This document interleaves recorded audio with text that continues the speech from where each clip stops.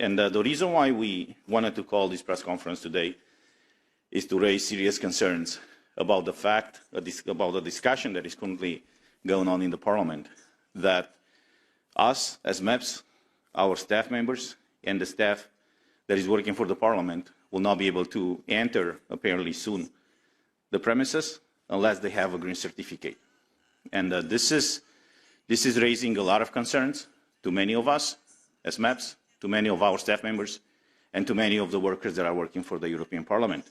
So I'm here today with my colleagues. On my left is our colleague Christine Anderson from Germany. Further to the left, our colleague Francesca Donato from Italy, and to my right, my colleague Ivan Sinčić from Croatia. We are from different political groups. We have other members from the left to the right spectrum of the political groups that are all concerned about this problem, about this issue, that the basic fundamental rights of us, of our assistants, I say, of the staff members, and nevertheless of the European citizens, are deeply under threat right now. I want to quote something precisely from the regulation that was voted a few months ago that imposed all across Europe this green certificate. The paragraph 46 of that regulation states the following, and I quote, "This regulation respects the fundamental rights and observes the principles recognized in particular by the Charter of Fundamental Rights, including the right to respect for private life and for family life, the right to the protection of personal data, the right to equality before the law and non-discrimination, the right to free movement, and the right to an effective remedy. Member States should comply with the Charter when implementing this regulation." This is what was stated in this regulation, and this is what was voted, and what was agreed out of the trialogue. Well, if we look now, a few months after this green certificate was imposed in the European Union, we see exactly the opposite. All these rights that allegedly were supposed to be protected by this regulation are actually violated right now. People cannot work anymore, and they live under the threat of losing their jobs and their livelihoods if they are not having this certificate. I have a colleague here from Italy. We have about 1 million and a few 100,000 Romanians in Italy, many more Polish, many more Bulgarians and other people from Eastern Europe. They are all citizens of this European Union with equal rights. I have to tell you that in the past few weeks, I'm bombarded with petitions from people in Italy, from people in France, from people in Spain, concerned that they will be losing their jobs if they don't have this green certificate. The problem is many of these people already had COVID-19. They have proof that they have the antibodies, the natural antibodies, and nobody cares. They are forced to do or to be exposed, for example, or to take a medical product that, for various reasons, they don't want to take it. If they don't do it, they will lose their jobs. So our concern is this the type of European Union that we want to build, that we want to accept? Is this the European Union, as it is stated in the Treaty of the European Union, that this union is a space of freedom? Do we still have that freedom anymore or not? So we were some of the people, I would say, that raised these concerns during the debates in the plenary when this green certificate was debated. At that point, our voice was in a minority, and it's proven by the votes. The problem now is more and more people in Europe are affected by the decision made even by this House. You've seen the protests in Italy and in many other countries. Unbelievably, I'm coming from a former communist country. We haven't had a protest for liberty since the fall of communism. Out of the blue, we see people now in Romania, and we've seen, interestingly enough, in Spain, in Italy, and in many other countries, fighting for freedom, for liberty. They're not fighting for higher pensions, for higher salaries, or for any of these other rights. They simply fight for the basic human right of being free, to decide implicitly what they want to do with their body. So this issue was raised by us. It's proven by the records of the Parliament. Now it's affecting a lot of people, a lot of our citizens. Now the problem is that it's affecting all of us here. And it's threatening the parliamentarian democracy even of this House. Because if we will not be allowed to enter this House, unless we have a green certificate, we will not be able to do our job here. But along with us, it's our assistants and our staff members. I have to tell you that us and many others of us were contacted anonymously, or off the record, I would say, by many of the staff members who are deeply concerned. People that work for this House for decades. They have a family, they have mortgages, credit in banks.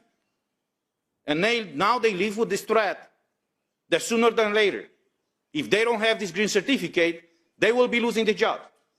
But they haven't done anything wrong. This is the absurd situation. Many of them already went through this insane illness that killed so many people. They have proof that they developed a natural immunity. And for some reason, unknown reason, illogical reason, non-medically proven reason, they will be faced with losing their jobs unless they have a green certificate. It is not fair to them. It is not fair to the citizens of this union. And it's not fair to all of us. We were elected here to represent our citizens. We have our assistants, who are helping us to serve our citizens. But nevertheless, there are thousands of people working for the Parliament, for the Commission, for the Council. There are known people that are actually carrying everything that we do here and everything that we have here. And just this stress to come to work every day, to be threatened, to be afraid that you might lose your job because you don't have a certificate that is not certifying anything. Because clearly, if you're vaccinated, you can get COVID and you can spread the virus. I mean, it's proven already. And if you have a negative test, that is just proving that at the moment when you got the test, you were negative. But it doesn't mean when you leave the office or the testing place, you might not get infected and infect other people. Interestingly enough, in the Parliament, this is the absurd situation. We all agree that if you have proven of natural immunity, you should be allowed to travel free. They removed that from the regulation. So now, healthy people cannot exercise their basic fundamental right. So an idea or a regulation that started with the idea in mind to facilitate freedom of movement, now it's a tool, I would say, used to condition your right to work, your right to eat, your right to travel, your right to personal life, and many other things. So the reason why we had this press conference. Important for me to be here today. I think that all that my colleague Christine has said is really important. We have a really terrible situation in Europe today because, as she said, human rights are not respected. We have the European Charter of Human Rights, which has the full value of a treaty and should be taken into account by all national governments while writing their laws. But in fact, it's obliterated today because fundamental human rights, such as human right to individual freedom, to employment, equality, education, health, free expression of thought, are seriously violated. And all over Europe, peaceful protests are violently repressed. So we had in Europe, the European Union and the European Parliament introduced a COVID certificate just to facilitate movement between member states and with the purpose to avoid any discrimination against not vaccinated people. But whereas the Italian government and other national governments in Europe have introduced a compulsory COVID certificate for every social activity, such as entering public premises or traveling inside the countries, or for, in Italy, just also employment, university education, and so on.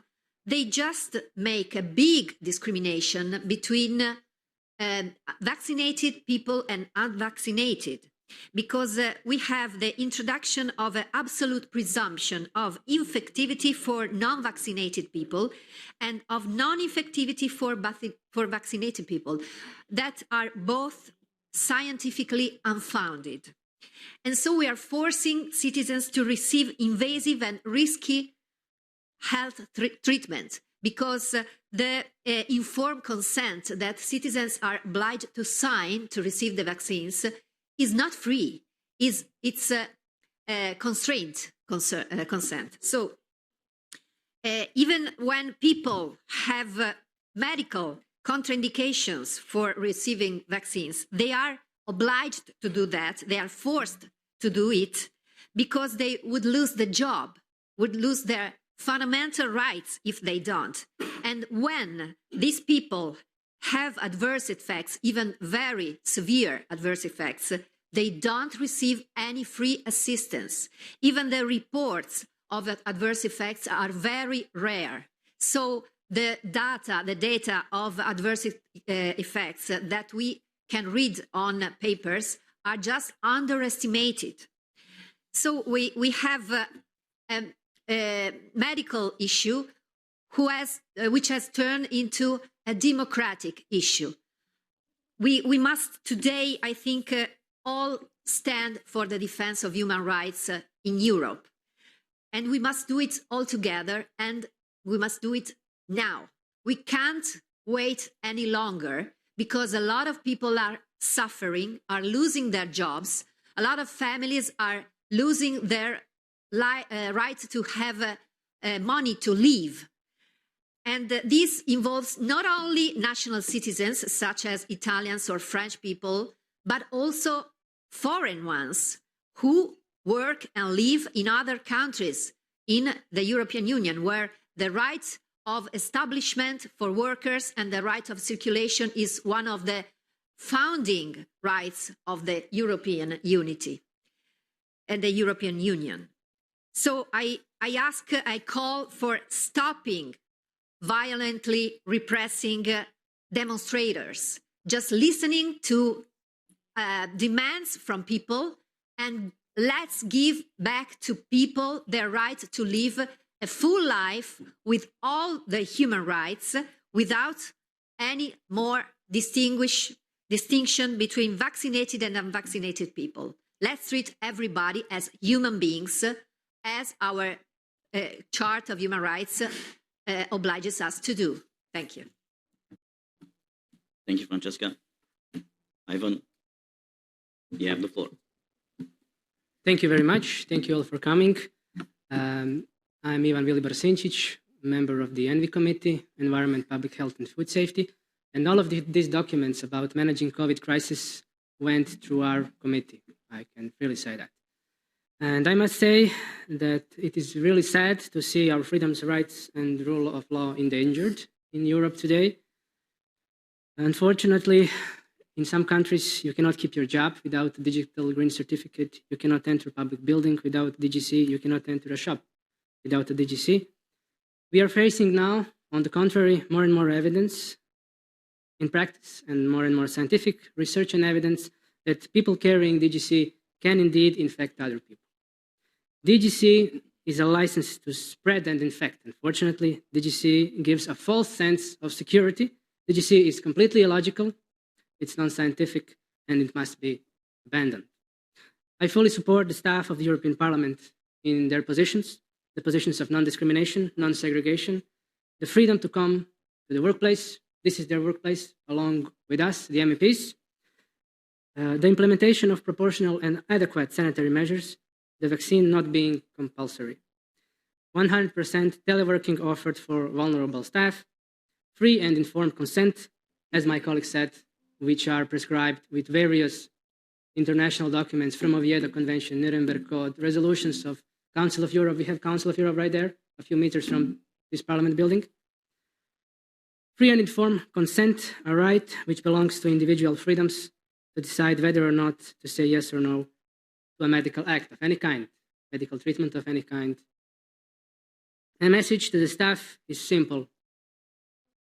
You're not alone, and fight for your rights, and we are fighting along with you. Thank you.